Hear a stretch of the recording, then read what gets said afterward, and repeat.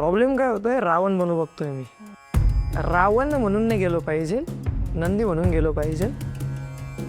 रुद्रांच्या डोळ्यामधून जेव्हा अश्रू निघाले, जेव्हा अश्रू निघाले, त्या अश्रूंचं जे रूपांतर झालं त्याला रुद्राक्ष असं बोललं जातं. आता 90% जे रुद्राक्ष येतात ते 5 मुखीच असतात, पण शिवपुराणामध्ये 14 मुखी रुद्राक्षपर्यंत बोललं गेलेलं आहे. तर रुद्राक्ष प्रत्येकाने धारण करावं, असं कोणीच नाही आहे की ज्याने रुद्राक्ष धारण नाही करावं. पण तुम्ही मतलबीपणासाठी नका करू की या गोष्टीसाठी मला रुद्राक्ष पाहिजे, त्या गोष्टीसाठी पाहिजे. शिवपुराण किंवा कोणत्याच पुराणामध्ये याच्याबद्दल असा उल्लेख नाही आहे की तुम्ही कोणत्या धाग्यामध्ये तो धारण करावा. जो एकमुखी आणि दोनमुखी जो म्हणून विकला जातो ना, तो बद्राक्ष आहे, तो रुद्राक्ष नाही आहे. पण शिवाला जेव्हा तुम्हाला प्राप्त करायचं असेल तर तुम्हाला ज्ञानमार्गाशिवाय पर्याय नाही आहे. जेवढे पण बीज मंत्र आहे त्या सगळ्या बीजांचा बीज आणि महामंत्र जो कोणी असेल तो ओम. शिवाला प्राप्त करायचं असेल ओम नमः शिवाय, शिवाय पर्याय नाही. तर नंदी असे आहे ना की जे महादेवासमोर काही पाहिजे म्हणून नाही बसलेले, ते फक्त बसलेले, त्यांना आवडतं.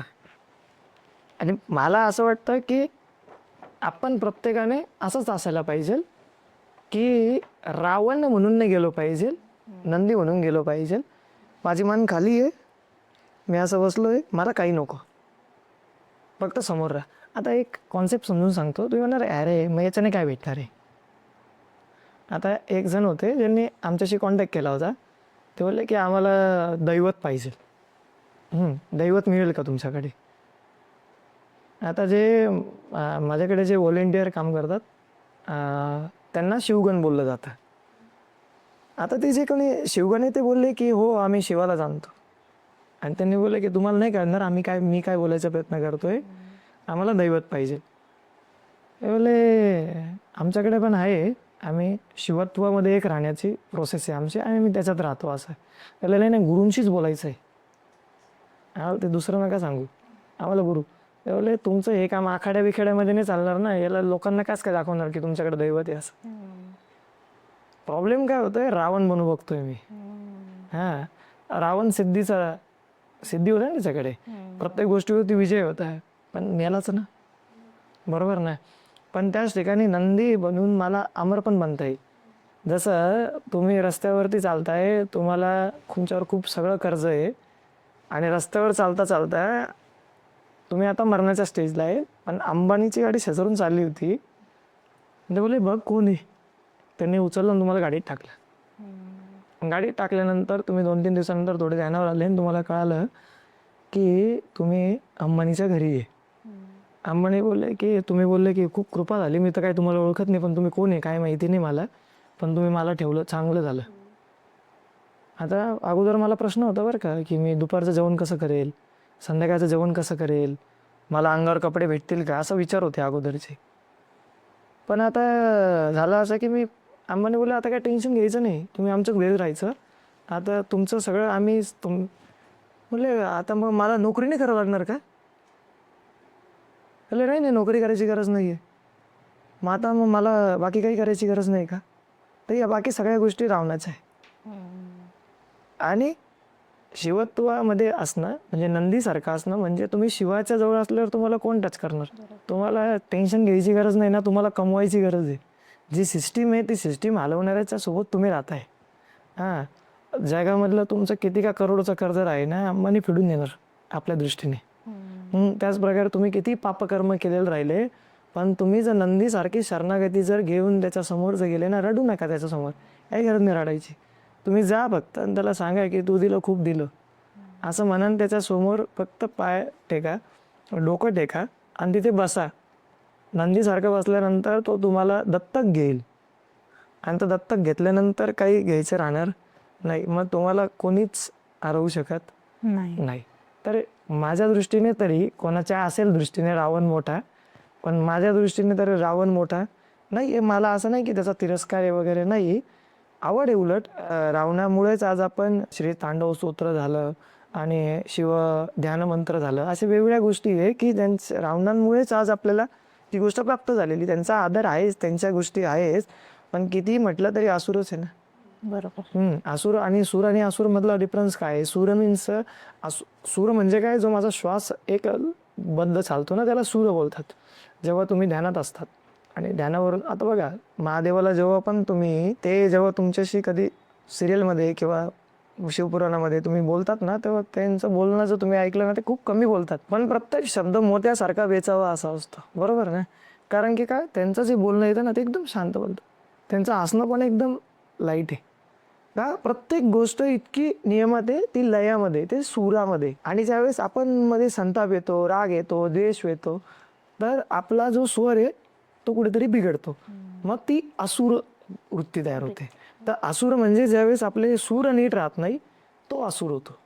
मग तुम्ही सगळं प्राप्त करून पण जर तुम्हाला त्याचा उपयोगच करता येत नसेल, तर अशा व्यक्तीला मी माझा आदर्श का मानावा? मग त्यापेक्षा माझ्याकडे मी बोलेल बुद्धी जरी नसेल, पण जर मला एवढं कळतंय की मी शिवाच्या चरणाशी राहायला पाहिजे, की ते सुंदरता आहे, तुम्ही तरुण जाणार. आता महादेव म्हटलं की त्यांच्या जवळचाच विषय म्हणजे रुद्राक्ष. तर आज आपण बघतो की शिवांचे भक्त किंवा बाकी कोणीही रुद्राक्ष धारण करतात. तर कोणी हे रुद्राक्ष धारण केलं पाहिजे आणि कसं केलं पाहिजे? मुळात रुद्राक्षाचा अर्थ काय? तसं बोललं की पृथ्वीवरती जो शिवाचे जे स्वरूप राहतात ते दोन स्वरूप राहतात, एक रुद्र आणि शंकर. रुद्रांच्या डोळ्यामधून जेव्हा अश्रू निघाले, जेव्हा अश्रू निघाले, त्या अश्रूंचं जे रूपांतर झालं त्याला रुद्राक्ष असं बोललं जातं. आता रुद्राक्ष ही आपल्यासाठी असणारी एक देण आहे. रुद्राक्ष ही मेडिसिनल बीड आहे, याला मेडिसिन म्हणून बघितलं जातं. एकदा मी केरळला गेलो होतो आणि त्या ठिकाणी आम्ही फिरत होतो. तर फिरताना ते एका ठिकाणी वेगवेगळे आम्ही पूर्ण ती नर्सरी बघत होतो, कितीतरी एकरमध्ये ती होती. आणि ते फिरत असताना तिथे आम्हाला एक गाईड होते जे ख्रिश्चन होते. तर ते विचारत होते वेगवेगळे प्रश्न वगैरे. मग त्यांनी आम्हाला रुद्राक्षाचं झाड दाखवलं. मग त्यांनी विचारलं की रुद्राक्षाचा अर्थ काय होतो वगैरे. आमचं बोलणं झालं, सांगितलं त्यांना काय असतो. तर ते बोलले की तुम्ही मला माझ्या मॅचचे वाटताय म्हणून मी तुम्हाला सांगतोय. बोलले रुद्राक्ष, मी ख्रिश्चन आहे, पण त्यांनी गळ्यातनं काढून दाखवलं की त्यांच्याकडे रुद्राक्ष होतं. हां, ते बोलले माझ्या गळ्यात बघा क्रॉस आहे, मी ख्रिश्चन आहे, पण माझ्याकडे रुद्राक्ष पण आहे. का माहिती आहे का? ह्यामुळे नाही की मी त्यांना मानतो किंवा माझं प्रेम आहे वगैरे, हा प्रश्न नाही आहे.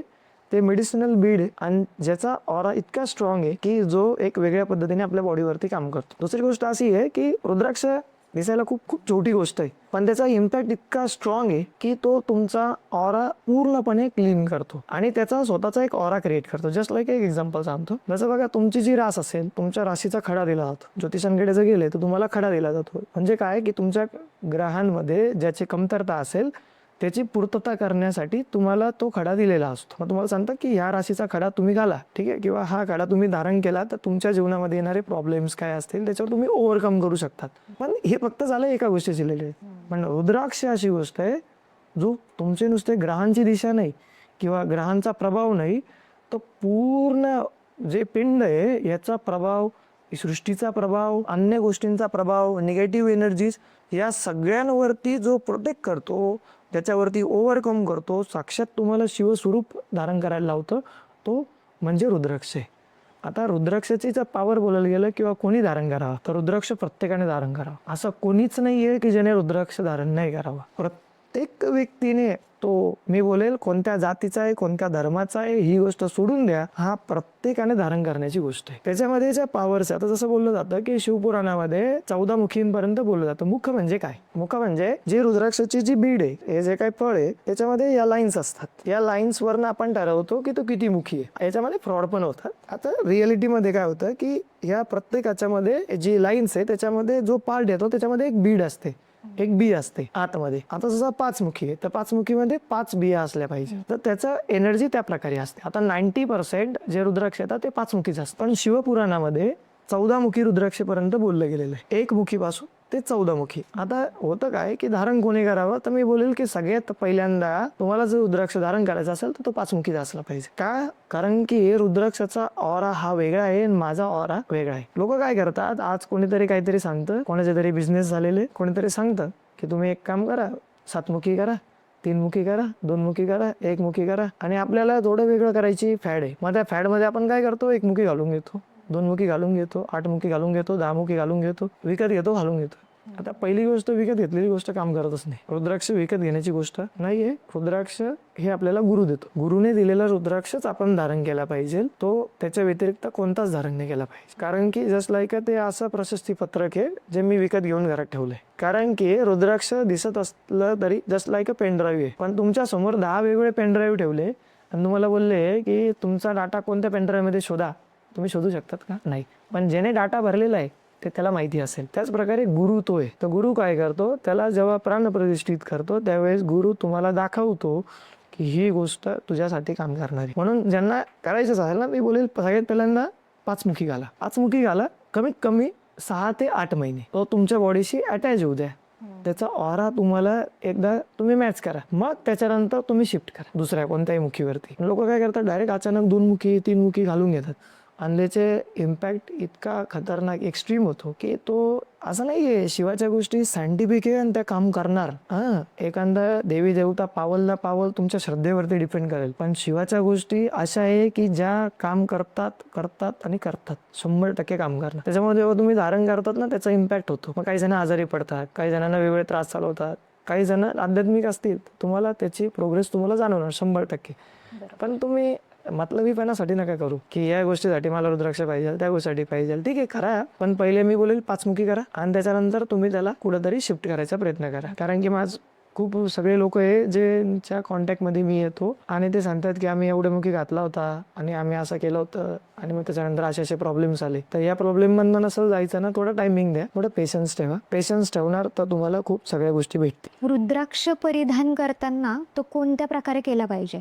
म्हणजे लाल दोऱ्यामध्ये केला पाहिजे की काळ्या दोऱ्यामध्ये केला पाहिजे? खूप सगळे. आता मी जेव्हा रुद्राक्ष देतो ना, माझ्याकडे एक रुद्राक्ष दीक्षा म्हणून असते. माझे जर तुम्ही 3 सेशन कंटिन्यू केले तर मी त्याला आपण रुद्राक्ष दीक्षा बोलतो. आता त्याच्यामध्ये शक्तिपात क्रिया असते. लास्ट वेळेस जेव्हा आपण तुम्हाला रुद्राक्ष देतो तिसऱ्या टायमाला ना, त्यावेळेस तो तुमच्यामध्ये एक प्रकारे गुरुने दिलेला असल्यामुळे तो तुमच्यावरती बॉडीवरती काम करणार. पण होतं काय की तुम्हाला तो मिळतो ब्लॅक धाग्यामध्ये. मग प्रश्न क्रिएट होतो की आम्ही तर कुठेतरी ऐकलंय कोणाच्या तरी लेक्चर मध्ये की आपण तो कोणत्या धाग्यात घातला पाहिजे, लाल धाग्यामध्ये. मी देतोय काळ्या धाग्यामध्ये. जे म्हणतात आम्ही एक काम करू का, काळ्यातनं काढून घेतो, लाल मध्ये टाकू का, असं बोललेलं आहे की लाल मध्ये घातला पाहिजे, काळ्यामध्ये नाही घातला पाहिजे.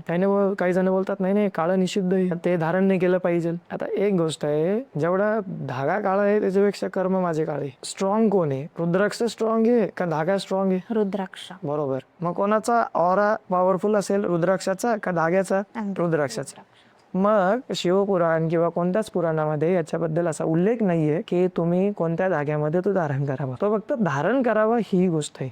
मग तो कसा धारण करताय हा तुमचा प्रश्न आहे. राहिली गोष्ट ही आहे की याच्याबद्दल 2 धारणा येतात. जेव्हा तुम्ही साऊथकडे जाणार, साऊथकडचे लोक हे ब्लॅक धाग्यामध्ये विअर करतात. ते म्हणतात की सांसारिकतेला ते मानत नाही. ते म्हणतात की आतून शांत राहणं, सुखी राहणं हेच जीवनाचं गुढ आहे, रस्ते. त्याच प्रकारे तुम्ही आपल्याकडे नॉर्थकडे जाणार ना, तर तुम्हाला संपन्नता बघायला भेटणार. ते मंदिरं बघा, ते प्रशस्तीपणा बघा, ते मोठमोठ्या गोष्टी बघा, एकदम असं तुम्हाला भव्यता दिसणार. तर हे लोक पैशाच्या मागे. त्याने शिवामधनं पण पैसा शोधला. मग हे बोलले शिवाला प्राप्त करायचं. मग वेगवेगळे अनुष्ठान दिले, विधी दिल्या, मग वेगवेगळ्या गोष्टी आपण करतोय. काही लोकांना विचारणं होतंय, काही लोकांना होत नाहीये. मग होतं काय आहे की लाल धागा म्हणजे काय, लाल विंचा कलर आहे आणि कलरांमधला सगळ्यात स्ट्रॉंग कलर जो आहे, जो इन्फ्लुएन्स करतो तो लाल आहे. मग आता जो लाल धागा आहे, जो खऱ्या पद्धतीने एवढ्या डेंजर लेवलला जो इन्फ्लुएन्स करतोय, तो शक्ती स्वरूप आहे. शक्ती काय आहे? शक्ती माया स्वरूप आहे आणि शक्ती समृद्धी स्वरूप आहे, शक्ती लक्ष्मी स्वरूप आहे, विद्या स्वरूप आहे. मग ती तुम्हाला अडकवणार. पण तुम्हाला शिवामध्ये व्हायचं असेल तर तुम्ही लाल धाग्यात घालून रुद्राक्षाचा कुठेतरी अपमानच करताय असं होतं. देवी स्वरूप काही धारण करायचं असेल तर तुम्ही लाल धाग्यात केलं पाहिजे. पण त्याच ठिकाणी आता बघा, तुम्ही देवीच्या मंदिरात गेले ना, देवीचा जो गाभारा असतो तो लाल असतो. बरोबर. त्या ठिकाणी सगळीकडे तुम्हाला कुंकू दिसणार. का कुंकू दिसतो? शक्ती स्वरूप असल्यामुळे. आईचा गर्भ येतो आणि आईचा गर्भ कसा असतो? रक्ताने माखलेला असतो. तर त्याचं प्रतीक येते. त्या ठिकाणी क्रिएशन आहे, पण शिव डिस्ट्रक्शन आहे. मग शिव डिस्ट्रक्शन आहे, तर त्या ठिकाणी गेल्यानंतर तुम्ही त्याला लाल मध्ये घालून कुठेतरी त्याच्या एनर्जीजला डिस्टर्ब करताय. त्याच्यामुळे तो ब्लॅक मध्येच असला पाहिजे. ब्लॅक मध्ये असल्यामुळे तुम्हाला की नाही मला मोह नाहीये, ही गोष्ट जेव्हा जगासमोर मी दर्शवतोय त्यावेळेस मला ऍक्सेप्ट असेल तेव्हा जगासमोर दर्शवतो. मला ऍक्सेप्टच नसेल तर मी जगासमोर कसं काय दर्शवणार आहे? तर लाल धागा किंवा काळा धागा ही गोष्ट रिअलिटीमध्ये एक्झिस्ट करत नाहीये. मी बोलेल दोघांपेक्षा स्ट्रॉंग काय? रुद्राक्ष आहे. मग तुम्ही लाल मध्ये घाला, श्रद्धेने घाला, किंवा काळ्यामध्ये घाला तरी श्रद्धेने घाला, तो तुम्हाला प्राप्त होणार म्हणजे होणार. रुद्राक्ष जेव्हा बोललं जातं ना, आपल्याकडे अजून एक गोष्ट असते, त्याला भद्राक्ष बोलतात. आता रुद्राक्ष वेगळा असतो आणि भद्राक्ष वेगळा असतो. आज आपल्याकडे जो एकमुखी आणि दोनमुखी जो म्हणून विकला जातो ना, तो भद्राक्ष आहे, तो रुद्राक्ष नाही आहे. तुम्ही दुकानात जाऊन विचारा त्यांना, म्हणा हा रुद्राक्ष आहे का भद्राक्ष आहे. ज्याला नॉलेज आहे ना, तो लगेच सांगेल हे रुद्राक्ष येतच नाही. एकमुखी दोनमुखी रुद्राक्ष. रुद्राक्ष म्हणजे काय असतो की ज्याला नॅचरली होल असतं, ज्याला तुम्हाला होल करण्याची गरज पडत नाही, ज्याला कीड लागत नाही, जो नॅचरली तसाच निघतोय. तुम्हाला खोटं वाटेल, मागच्या 8 ते 10 वर्षांपासून एकमुखी रुद्राक्षच नाही आलेला आहे, जो नेपाळमध्ये येतो. मग कुठून 100 रुपयाला एकमुखी विकायला भेटतोय. एक रुद्राक्षाबद्दलची अजून एक गोष्ट आहे की ते असं कॉईनवरती धरतात आणि तो फिरतो, मग ओरिजिनल आहे असं काही नाही आहे. हे खोटे, हे सगळे खोटे धंदे. कोणतीही टोक असणारी गोष्ट तुम्ही असे कॉईनवरती पकडली ना, त्यांच्यात ते मॅग्नेटिक फील्ड जे क्रिएट होतं त्याच्यामधनं तो फिरणारच आहे. ह्याच्यात रुद्राक्षाचा काही संबंध नाही आहे. ठीक आहे. मेन गोष्ट काय आहे की रुद्राक्षाला खरं जर तुम्हाला करायचं असेल त्याला लॅब टेस्ट केली जाते. किंवा दुसरी गोष्ट, लॅब टेस्ट नसेल करायचं, तुम्ही पाण्यात टाकून बघा. पाण्यात टाकल्यानंतर रुद्राक्ष तळाला गेला पाहिजे. जर तळाला गेला तर 90% टायमाला तो ओरिजिनल असतो. पण आज खूप सगळे ते बघितलं असेल तुम्ही, रुद्राक्ष असं दाखवतात, त्याच्यावर शिवलिंग पण येतं, त्याच्यावर त्रिशूळ येतो आणि एक रुद्राक्षाचं झाड पण येतं. हे सगळे खोटे धंदे पिठापासून बनवतात. ते मैदा वगैरे घेऊन असं एकत्र करून त्याचं स्वरूप करतात, तेलात तळतात आणि त्याला कलर बिलर देतात आणि हे एकमुखी दोनमुखी म्हणून विकतात. तर हे नॅचरली नाही आहे. आणि हे याच्याबद्दल नाही बोलतो मी. भद्राक्ष म्हणजे, भद्राक्ष मीन्स जे त्याची पॉवर आहेच, त्याचा पण उपयोग केला जातो, पण रुद्राक्षाची जी लेवल आहे ती भद्राक्षाची नाही आहे. म्हणून आज जे एकमुखी दोनमुखी जे आहे ते रुद्राक्ष रियालिटीमध्ये नाहीच आहे, ते रियालिटीमध्ये भद्राक्षच आहे. आता इतकं सगळं आपण महादेवांविषयी बोललो, तर लोकांच्याच मनातला प्रश्न असा की महादेवांना जर प्राप्त करायचंच असेल तर ते कोणत्या मार्गाने केलं पाहिजे? ध्यान, ज्ञान की भक्ती मार्ग की कर्म मार्ग? शिव आहे कणाकणामध्ये, तुम्ही काहीही करा, तुमची गती त्याच्याचकडे, फक्त थोडी लेट होईल. ठीक आहे. एखादा व्यक्ती आहे की जो दारू पितोय, आता दारू पितोय ना, हे सुद्धा एक प्रकारचा त्याचा कर्माचाच पार्ट आहे आणि तो त्याला एका ठिकाणी घेऊन जाणार. पण ज्यावेळेस मी अध्यात्माविषयी बोलेल त्यावेळेस मी बोलेल की तुम्ही भक्ती मार्गानेही त्याला प्राप्त करू शकता, तुम्ही त्याला ज्ञान मार्गाने प्राप्त करू शकतात, कर्म मार्गाने प्राप्त करू शकतात. पण सगळ्यात शेवटची लास्ट स्टेज जेव्हा शिव स्वरूप येतो, बाकींना तुम्ही प्राप्त करून घेणार, पण शिवाला जेव्हा तुम्हाला प्राप्त करायचं असेल तर तुम्हाला ज्ञानमार्गाशिवाय पर्याय नाही आहे. का ज्ञानमार्गाशिवाय पर्याय नाही आहे? मग तुम्ही म्हणणार मला भक्ती मार्गातनं नाही जाऊ शकत का?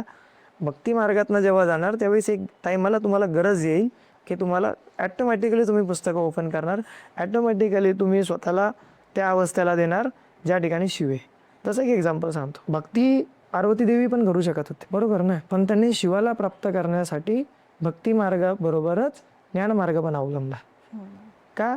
शिव बोलले मान्य आहे तू माझी आदिशक्ती स्वरूपच आहे, पण एक लक्षात घे की तुझे त्या लेवलला प्राप्त न करू शकल्यामुळे 108 जन्म व्यर्थ गेले, जे मी गळ्यात मुंड म्हणून घालतो. तर हा जरी वाया गेला तरी मी आपण घालेल. पेशन्स लेवल बघा. त्यानंतर तुला मला त्या लेवलला प्राप्त करावं लागेल, तुला माझ्यापर्यंत यावं लागेल, माझी फ्रिक्वेन्सीला तुला मॅच करावं लागेल, मी खाली येणार नाही. कुंडलिनी शक्ती जिला देवी बोलतोय ती आज माझ्या स्वाधिष्ठानाजवळ विद्यमान आहेच, जी थोडी काही बोलतो ना गती करते, गती पण नाही बोलणार, हालचाल करते, त्याच्यामुळे माझ्यामध्ये वासना क्रिएट होते, जी शक्तीमुळे घडते. पण ज्या वेळेस शिव म्हणतो मी खाली नाही येणार, तुला यावं लागेल वरती, मग गुरु कृपेने जेव्हा कुंडलिनीची गती व्हायला सुरुवात होते, म्हणजे ती उठते आणि ती त्या मार्गात येते, तर ज्यावेळेस ती उठायला लागते तर त्यावेळेस ती शिवामध्ये एक व्हायला येते.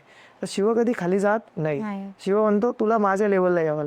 मग शिवाला जाणून घेण्यासाठी सगळ्या कोणत्याही मार्गाने जा, तुम्ही सगळे मार्गांमधून जाणार आहे. तुम्ही भक्तीने गेले तरी तुम्हाला ज्ञान आणि कर्म मार्गातून जाणंच आहे, तुम्ही कर्माने जा तरी शेवटी तुम्हाला तिथंच जाणं आहे. कारण कर्म मार्गाने जाणार तुम्ही म्हणाल मी नाव घेतोय देवाचं, माझं लाईफ खूप छान चालतंय, पण तुम्हाला शांती नाही भेटणार एका टायमानंतर. मग त्यावेळेस तुम्हाला वाटेल अजून काहीतरी केलं पाहिजे, पण तुम्ही कर्मावरनं शिफ्ट व्हाले भक्तीवर, भक्तीवरनं परत शिफ्ट होणार ज्ञानावरती.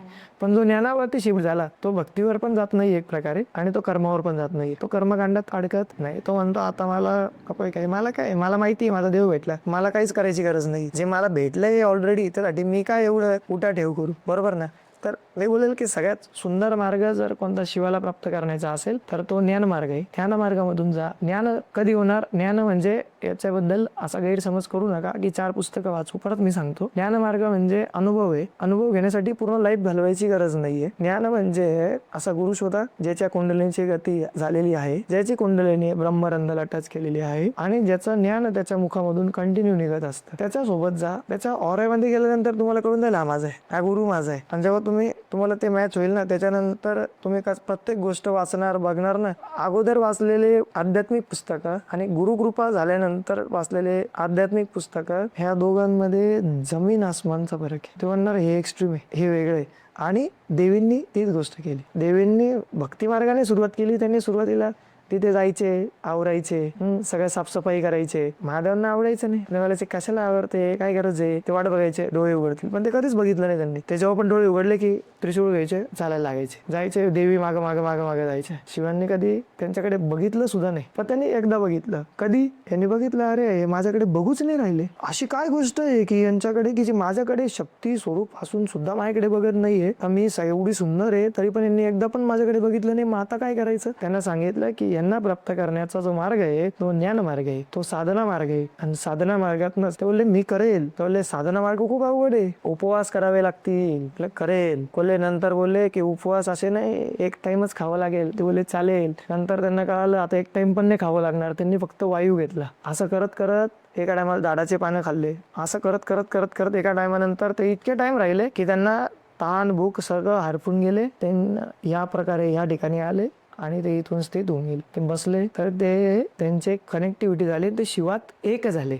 तर त्यांचं जे विवाह होता तो आंतरिक विवाह होऊन गेला. तो दिसताना बाह्य विवाह नंतर झाला, आंतरिक विवाह झाला. शिवांच्या फ्रिक्वेन्सीला कनेक्ट झाले. शिव बोलायला तयार आहे पण मी ऐकायला तयार नाहीये, कारण माझी फ्रिक्वेन्सी मॅच करत नाहीये. मग देवींनी जेव्हा ती फ्रिक्वेन्सी मॅच केली आणि दोघं जेव्हा एक झाले तर त्यांना कधी परत बोलायची गरज पडली नाही, कारण का शिव कधी बोलत नाही. शिव म्हणतात माझ्या लेवलला मला समजतं, शिव कंटिन्यू बोलताय पण माझ्याकडे ते रिसिव्हर पाहिजे ना, कळालं ना. तर ज्ञानमार्ग मी बोलेल, ज्ञानमार्ग सगळ्यात सुंदर मार्ग आहे, जो तुम्हाला सगळ्यांमधनं सोडेल, सगळ्यांमधनं. जर कोणत्या व्यक्तीला शिवांना गुरुस्वरूप मानायचं असेल तर त्यांनी काय केलं पाहिजे किंवा त्याचे विधी काय असले पाहिजेत? हा खूप ज्वलंत प्रश्न आहे आणि खूप सगळ्यांचा प्रश्न आहे. अगदी.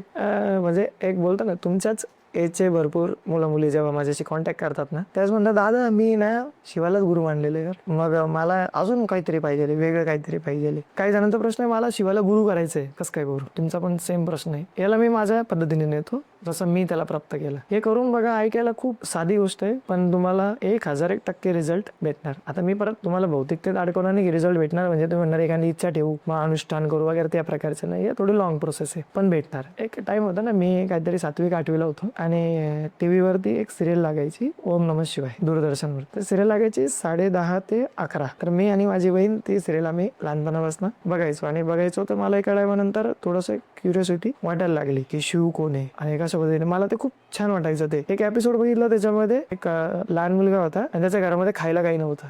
त्याचं म्हणणं होतं आई मला दूध पाहिजे. असं दूध काय असतं? आता जुन्या काळचे जे श्रीमंत लोक होते त्यांच्याकडे प्राणी जास्त असायचे आणि त्यांना श्रीमंत मानलं जायचं. त्याची आईला समजवतच येत नव्हतं की दूध काय. तो बोला मला दूध प्यायचं आहे, दूध प्यायचं आहे, गावातले सगळे मुलं दूध पिऊन येतात, मला पण दूध प्यायचं. त्याच्या आईने काय केलं, त्या घरातलं पीठ काढलं, ते पिठामध्ये पाणी टाकलं आणि त्याला घोळलं आणि त्याला दिलं. हे पिलं तर मला हे नाहीये दूध, मी थोडं पिलंय, हे दूध नाही आहे. कळले. मग त्याची आई रडली. आई रडली बोलली की बाळा आपल्याकडे दूध नाहीये, आपण गरीब आहे. नाही मेरे को दूध चाहिए. बोले शिवी दे सकते, मैं करूंगा, क्या करना पड़ेगा? बोले उनको बुलाना पड़ेगा. बोले मी करेल, सगळं करेल.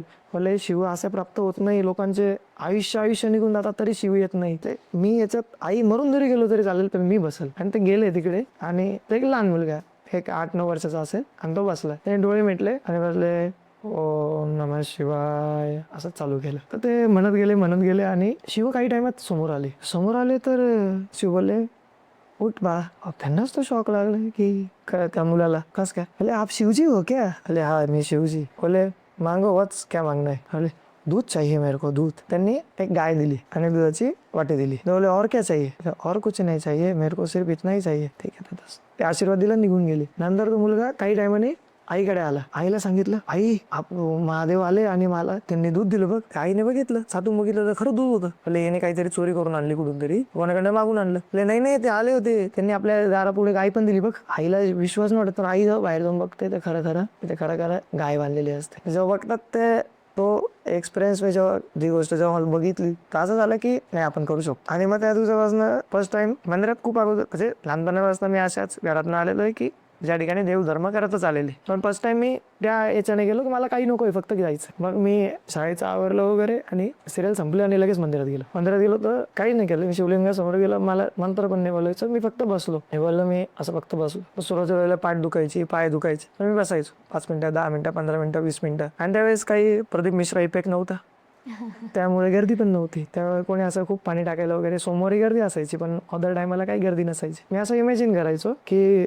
मी बसलेलो आहे आणि मी कैलासावरती देवी पार्वती आणि शिव असे बसलेले, त्यांचे पाय आणि त्या पायावरती जे मला इथे टच करताय. मला त्यांना डिस्टर्ब पण नव्हतं करायचं की मी तुमच्या डोक्यावर पायावरती डोकं ठेवेल आणि तुम्ही डिस्टर्ब होणार. मला तुमची साधना पण नाही डिस्टर्ब करायची. मी फक्त असं फील करेल की थोडा जो पावला जाईल, थोडी तरी निघत असेल एनर्जी ती मला इथे भेटेल. मी असं फील करायचो आणि इथे असा विचार करायचा, असं पाय टच होत आहे, असं होत आहे. आणि ते करता ती अनुभूती माझी वाढत गेली. ते नंतर कळलं हे आज्ञाचक्र आहे, याच्यावर कॉन्सन्ट्रेट केल्यावरती आपल्याला काही शक्ती भेटतात, वेगवेगळ्या गोष्टी भेटतात. आणि त्याच्यानंतर गोष्टी अशा घडत गेल्या की मी जे बोललो ते घडत गेलं. आणि लोकांचं उलट असतं की बोललं की नाही घडत. आपण बोलतो की काहीतरी बोललं की उलटच होतंय, पण माझ्या लहानपणापासून असं घडत गेलेलं की मी जे बोलतो ते घडतं. म्हणजे आजपर्यंत मी ज्या गोष्टी बोललेलो आहे अशी कोणतीच गोष्ट नाही की जी घडलेली नाहीये. 100% टाइम गोष्टी घडलेल्या आहे. आजपर्यंत एक पण असं इन्सिडेंट नाही बोलणार की मी बोललोय पण ती आतून आली पाहिजे. तुम्हाला सांगा मग चला इथे पाऊस नाही पडत, पाऊस पडू नका वगैरे, ते त्या गोष्टी नाही. हे आंतरिकतेशी रिलेटेड आहे. मी बोलतो की इच्छा आणणारा पण तोच. आपण नाही गोष्टी करू शकत. आता एक इन्सिडेंट होता की एक एक्स्ट्रीम लेवल होती, लास्ट टाइम होती. मी काशीला गेलो होतो 3 वर्षापूर्वी. आणि जेव्हा काशीला गेलो त्यावेळेस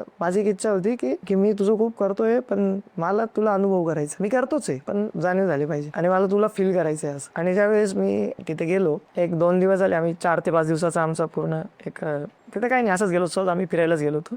म्हणजे फिरणं म्हणजे साधनेसाठीच गेलो होतो. ते जात असताना त्यावेळेस माझे गुरु पण मला भेटलेले नव्हते, त्याच्या अगोदरची गोष्ट आहे. तर जात असताना एक आम्ही जेवण वगैरे केलं आणि आरती वगैरे केली मणिकर्णिका घाटवरती. आणि तिथं निघालं, जेवण वगैरे झालं आणि चालत होतं. आणि तिथं एक आगोरी होते जे चालले होते. आणि तुम्हाला माहिती असेल की ऐकलं असेल की आगोरींचा नॉर्मली आपल्याला खूप कमी टाइम दर्शन होतं. ते नॉर्मली बाहेर नाही घेतच नाही, स्पेशल ऑकेजनला काहीतरी असेल तर तेव्हाच ते बाहेर येतात. झालं असं की एक अगोरी होते, ते चालले होते आणि मी पण आमचं चाललो होतो आणि आमच्या गप्पा चालू होत्या. आणि अशी गर्दी, समजा की काशीला अशी गर्दी असते रोज ज्या प्रकारे आपल्याकडे गणपतीमध्ये गर्दी असते. गणपतीमध्ये संध्याकाळी जसं गणपती बघायला निघतो आणि शेवटचे काही दिवस असतात, ज्या प्रकारची गर्दी तशी रोज काशीला गर्दी. मी चाललो होतो आणि ते पण समोरून येत होते. आणि जस्ट त्यांचा माझी नजर एक झाली. जशी आमची नजर एक झाली ते थोडे पुढे गेले, ते पण पुढे जाऊन थांबले, मी पण थांबलो. मी पण त्यांच्याकडे बघितलं आणि त्यांनी पण माझ्याकडे बघितलं. काही टाइम आम्ही तिथंच उभं राहिलो आणि नंतर ते जवळ आले आणि ते गळ्यात पडून रडले, खूप रडले. त्याच्यानंतर त्यांना विचारलं की आपको कुछ चाहिए क्या. तर ते बघता माझ्याकडे बघत होते असे. नंतर त्यांनी शोधायला सुरुवात केली, त्यांच्याकडे पाऊच सारखं होतं, त्यांनी शोधायला सुरुवात केली. त्यांना विचारलं तू आपको कुछ चाहिए क्या. बोले कॉपी एंड पेन चाहिए, मेरे को कॉपी एंड पेन चाहिए. त्या ठिकाणीच एक दुकान होतं, तिथून कागद आणला, पेन एका व्यक्तीकडनं आणलं. तिला ते खाली बसले जमिनीवरती, रस्त्यावरती खाली बसले. प्लीज 2 मिनिट असं मला बोलले. खाली बसले आणि त्यांनी काहीतरी लिहिलं, कागद माझ्याकडे दिला. मला बोलले की उसके लिए मैंने सब कुछ छोड़ दिया, अभी तेरे लिए उसको भी छोड़ दूंगा. तर कागद जेव्हा मी उघडला तर कागदावर लिहिलं होतं welcome to Kashi to my boy, thank you. जेव्हा वाचलं मी सांगतो मी खूप जास्त, म्हणजे त्यांचा माझा काही संबंध नाही, माझे गुरुही नाही, काही संबंध नाही. पण बोलतो ना शिवाने, मी घाबरलो माहिती. मी लोकांना,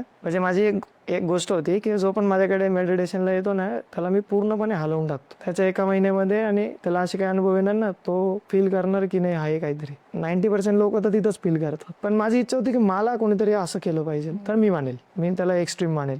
आणि त्यांनी जेव्हा ती गोष्ट केली, मला लिटरली सुचणं बंद झालं होतं की हे व्यक्ती काय बोलतोय, हे जे आगोरी यांना मी कुठे घेऊन जाऊ. तर बोलतो ना शिव असा आहे ना, जो टायमाला, म्हणजे ती गोष्ट होती ना, त्याने मला जाणीव करून दिली तुला एक्स्ट्रीम पाहिजे होतं ना, घे एक्स्ट्रीम. तर हीच गोष्ट नाहीये, अशा खूप सगळ्या गोष्टी जीवनात घडलेल्या आहे की ज्याच्यामुळे आज इथपर्यंत यावं लागतंय की मला सांगायचं आहे सगळ्यांना, तुम्ही खूप फालतू लाईफ जगताय आणि खूप एक्सप्लोअर करायचं बाकी. इतकं एक्सप्लोअर करायचं बाकी ना, तो इतका शार्प, इतका पॉइंटेड आहे आणि तो आहे. पण प्रॉब्लेम असा आहे ना, मी मॅनेज करायचा प्रयत्न करतोय आणि त्याच्यामुळेच तो म्हणतो एक तर तू करून घे नाही तर मी करेन. आणि जेव्हापासून मला कळतं मी त्याला सोडून दिले. म्हणतो तू जसं मला व्हायला लावशील मी तसं आहे. तू मला सांगितलं भले ते समाजाच्या दृष्टीने बरोबर असो किंवा चुकीचं असो, मग मी करतो. म्हणजे एक नाही असे खूप सगळे असे अनुभव आहेत माझे. बोलू की असं नाही की आपण एक योगायोग बोलतो, योगायोग नाही, ते रिअल काम करतात. तर शिव असं आहे. तर ओम नमः शिवाय आणि श्री शिवाय नमस्तुभ्य यातला नेमका फरक काय आहे? आता जेव्हा ओम नमः शिवाय बोलतो तर याच्यातनं ओम आपण साईडला करू. नमः शिवाय जेव्हा बोलतो याला पंचाक्षर मंत्र बोललं जातं. आता या पंचाक्षर मंत्र कशातनं येतो? येतो पंचाक्षरी स्तोत्र आहे आपल्याकडे. ते पंचाक्षर स्तोत्र जे आहे त्याच्यामधनं त्याचा प्रत्येक एक शब्द आहे ज्याला नमः शिवाय, जे मी ह्याला म्हणलं नागेंद्राय त्रिलोचनाय भस्मांगरागाय महेश्वराय नित्याय शुद्धाय दिगंबराय तस्मै नकाराय नमः शिवाय. मग पुढचं येतं मंदाकिनी सलिल चंदन चर्चिताय नंदीश्वर. असं पूर्ण प्रत्येक स्टांजाच्या शेवटी नमः शिवाय. तर ते नमः शिवायचं नमः शिवाय, ठीक आहे, त्याचं डिस्क्रिप्शन आहे. आता ओम याच्यात जेव्हा लागतो तेव्हा तो ओम हा प्रणव मंत्र आहे, याला प्रणव मंत्र बोलतात. तर ओम हा ब्रह्मांडाचा ध्वनी आहे. असं मी बोललो की ओमकार ज्याला बोलतो हा ब्रह्मांडाचा ध्वनी. मग त्याला अटॅच केल्यावरती तो महामंत्र बनतो. कारण ओम हा बीज मंत्र आहे, हा सगळ्या बीजांचा बीज आहे. जेवढे पण बीज मंत्र आहे त्या सगळ्या बीजांचा बीज आणि महामंत्र जर कोणी असेल तर ओम आहे. आणि ओम जेव्हा आपण नमः शिवायला लावतो तेव्हा तो असं एक मोठं विस्तीर्ण स्वरूप धारण करतो, जो शिव तत्वाकडे आपल्याला नेतो. आणि जेव्हा श्री शिवाय नमस्तुभ्यम बोलतो त्यावेळेस तो एक त्याचाही अर्थ आणि शिवपुराणामध्ये याच्याबद्दलही बोललं गेलेलं आहे. असं नाही की बोललं गेलेलं आहे, नाही बोललं गेलेलं आहे, पण खूप सगळे मंत्र आहे ज्याचा एक साधा एक अर्थ होतो की श्री शिवाय नमस्तुभ्यम, मी त्या शिवाला नमन करतो. पण त्याचा जो व्हायब्रेशन जे क्रिएट होत आहे ॲज अ मी साधना दृष्टीने किंवा तांत्र दृष्टीने किंवा आध्यात्मिक दृष्टीने जेव्हा मी बोलेल ना तर मी बोलेल ओम नमः शिवायचे जे व्हायब्रेशन्स आहे आणि श्री शिवाय नमस्तुभ्यमचे जे व्हायब्रेशन्स आहे या दोघांमध्ये खूप फरक आहे. जे श्री शिवाय नमस्तुभ्यमचे व्हायब्रेशन्स आहे हा अर्थाचा विषय नाही आहे, हा व्हायब्रेशन्सचा विषय.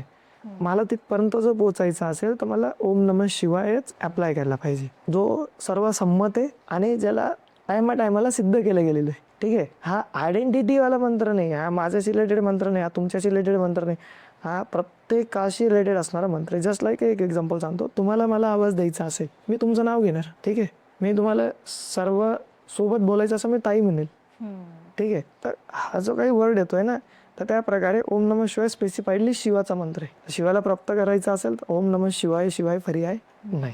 हा श्री शिवाय नमस्तुभ्यमला विरोध नाही, पण ती लेवल नाही, ठीक आहे. तुमचं घरचं नाव आणि तुमचं शाळेतलं नाव फरकच पडेल ना, फरकच पडतो. ही त्या प्रकारची गोष्ट आहे. घरी तुम्हाला काय बोलतील याला मॅटर नाही करत, पण मेन गोष्ट तुमचं रेकॉर्डला नाव काय त्याच्याच वरनं डिग्री भेटणार. आणि डिग्री जर पाहिजे असेल तर ओम नमः शिवाय पर्याय नाही.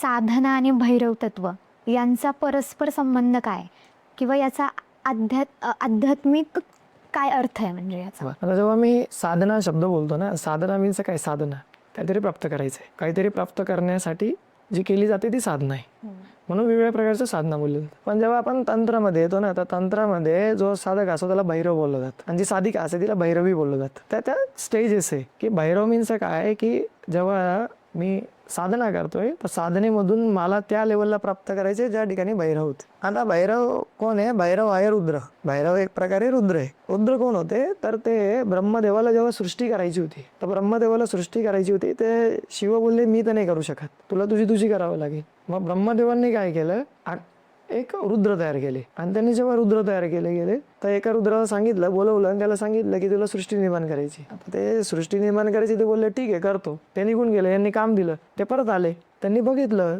की काहीतरी तर तयार झालेलं आहे. विचारलं तू तयार करतोय पण कसे तयार करतोय, यांचा मृत्यू होईल का नाही? ते बोलले साहजिक आहे, माझ्यापासून निर्माण झालेले तर ते अमरच राहतील. बोलले किती तयार केले? बोलले मी धरून 11. बोलले थांबव आता. तर ते 11 रुद्र तयार झाले. रुद्र म्हणजे काय, जे एक्स्ट्रीम लेवल आहे, हाय लेवल आहे, जे फिअर्सफुलनेस आहे, जे एकदम बोलतो ना म्हणजे साधनेमध्ये तुम्ही सगळ्यात जास्त एक्स्ट्रीम म्हणतात तेव्हा तुम्ही भैरव म्हणतात. आता भैरव स्टेज प्रत्येकाच्या लाईफमध्ये आली पाहिजे, म्हणून आपण बोलतो की तुमच्या लाईफमध्ये काही प्रॉब्लेम्स असतील ना तुम्हाला भैरव साधना दिली जाते वेगवेगळ्या प्रकारची. डिपेंड करेल की तुम्हाला काय पाहिजे. ऐश्वर्य पाहिजे असेल तरी सुद्धा भैरवाकडनं प्राप्त होऊ शकतं. सिद्धी पाहिजे असेल तरी अष्टसिद्धीचा दाता आहे तो पण. तर प्रत्येक गोष्ट मोक्ष पाहिजे असेल तरी तो तुम्हाला भेटणार. पण भैरव ही एक स्टेज आहे जी फक्त एका लेवलपर्यंत आहे. पण भैरव हा शिवाचा अवतार आहे. पण माझं उद्दिष्ट कधी भैरव नाही, मी भैरवाच्या माध्यमातून जाईल पण मी प्राप्त कोणाला होईल, शिवालाच होईल. कळालं? मला भैरव स्टेज पर्यंत थांबायचं नाहीये. भैरव काय देईल, जास्तीत जास्त मला एक बोलतो ना सिद्धी प्रदान करेल आणि या जन्मामध्ये मी वेगवेगळ्या गोष्टी करू शकतो, इथपर्यंत होऊ शकतं. पण मला ते नको आहे. मला पुढची स्टेज पाहिजे, एक्स्ट्रीम पाहिजे, पुढे जायचंय. मग पुढे कसं काय जाता येईल, पुढे जायचं असेल तर त्याला मोक्ष बोलतो आणि मोक्षदायक हा शिवच आहे. तर साधनेमध्ये भैरवाचं प्रोटेक्शन खूप जास्त इम्पॉर्टंट आहे. भैरव साधनेवरती काहीतरी आपण बोलू तेव्हा मी याच्याबद्दल बोलेलच की भैरवची प्रोटेक्शन किती जास्त इम्पॉर्टंट आहे. तसा थोड्या वेळपूर्वी जसं आपलं बोलणं झालं ना की भैरव म्हणजे भैरवाच्या चरणाशी भूतप्रेत आहे. कारण ते त्या सगळ्यात त्यांचे अधिपती आहे. त्यांना ते वर्क दिलं गेलेलं आहे की तू मॅनेज करायचे या सगळ्या गोष्टी. मग ते जेव्हा मॅनेज करताय तर साहजिक आहे साधनेमध्ये वेगवेगळे सोल बोलू किंवा एनर्जीज बोलू जे इंटरॅक्ट करतात आपल्यासोबत आणि ते आपली एनर्जी ओढायचा प्रयत्न करतात. पण भैरवची जर आपल्याला जर एक कवच असेल, जर आपल्याला त्याचं जर प्रोटेक्शन असेल तर ते आपल्याशी अटॅच होऊ शकत नाही. आपण आपली साधना करत जाऊ. आज खरंच खूप छान माहिती तुम्ही आम्हाला दिली. तर त्यातच आता मी शेवटाला आलोच आहोत आपण. तर एक शेवटचा प्रश्न असा विचारते की महादेवांची मूर्ती किंवा फोटो घरात ठेवणं योग्य आहे का, आणि ठेवलाच तर तो कोणत्या दिशेला ठेवावा आणि कोणत्या भावनेने ठेवा?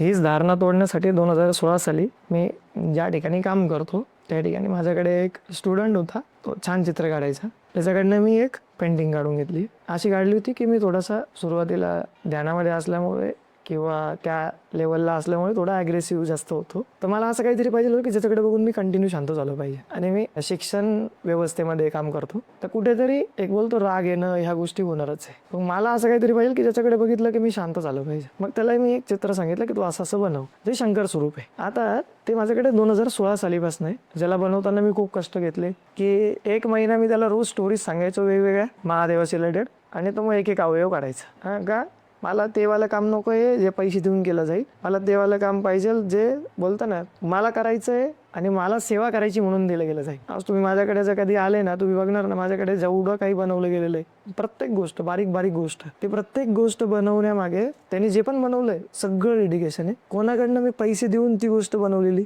नाहीये, कोणतीच गोष्ट नाही. का तेव्हाच त्याचा तो आत्मा उतरतो. तर जेव्हा मी ते बनवलं ना तर आजपर्यंत माझ्याकडे 2016 पासून 2025 चालू आहे. आजपर्यंत माझ्याकडे ती गोष्ट आहे. माझं काही वाईट झालं नाही. आता ही धारणा क्रिएट कुठून होते, ही धारणा जसं मी बोललो ना की जे चौथं स्वरूप आहे शंकर स्वरूप, शंकर स्वरूप जे आहे तर ते स्मशानात असतात आणि ते स्मशानात राहून अनुग्रह प्रदान करतात आत्म्यांना. मग ते जेव्हा अनुग्रह देतात ना, अनुग्रह देणं म्हणजे काय करणं, तर एक प्रकारे ते जे काही आत्मा आहे त्यांच्यावरचे जे कर्म आहे ते स्वतःवरती घेतात. म्हणून शिवांना त्रास होतो. म्हणून मग त्या ठिकाणी त्यांची पेंट केलेलं असतं किंवा मूर्ती असते. आता काही स्मशानांमध्ये शिवलिंग पण ठेवायला लागली, चुकीची गोष्ट आहे. शिवलिंग नाही स्थापन करू शकत तुम्ही, शिवाला प्रस्थापित नाही करू शकत त्या ठिकाणी. शिव वेगळी गोष्ट आहे, शंकर वेगळी गोष्ट आहे. तत्वाशी रिलेटेड आहे, दोघं एकच आहे. पण शिवाला नाही प्रस्थापित करू शकत त्या ठिकाणी ते पेंट केले जातात. याचा अर्थ असा नाहीये ते स्मशानात आहे म्हणून माझ्या घरी नाही ठेवू शकत. ठीक आहे, ते स्मशानात पण राहू शकतं, माझ्या घरीही राहू शकतं. बरोबर. ठीक आहे. तर तुम्ही त्याला दक्षिण दिशा सोडून कोणत्याही दिशेला मुख करून तुम्ही ठेवू शकतात. असा भाव करा की शंकरा मी तुला माझ्या घरात प्रस्थापित करतोय, तुझी कृपा नेहमी माझ्यावरती राहू दे. हा भाव ठेवा. इतकं सुंदर पद्धतीने तो तुमच्या एनर्जी सोबत राहणार ना. तुम्हाला खूप असं वाटेल ना एकदम साधे साधे काय करणार, भक्ती भावंत केलं तुम्ही फक्त करून बघा, तुम्ही वेगळी लेवल अनुभव करणार. नक्कीच. खरंच आज तुमच्याशी बोलून खूप छान वाटलं आणि हा पॉडकास्ट ऐकून मला नक्कीच वाटते की प्रेक्षकांनाही एक वेगळा अनुभव येईल, महादेव नव्याने कळतील असं मला वाटतं. आणि खरंच खूप खूप धन्यवाद आपल्या या पॉडकास्टमध्ये आल्याबद्दल. Thank you so. नमस्कार. ओम नमः शिवाय. ओम नमः शिवाय.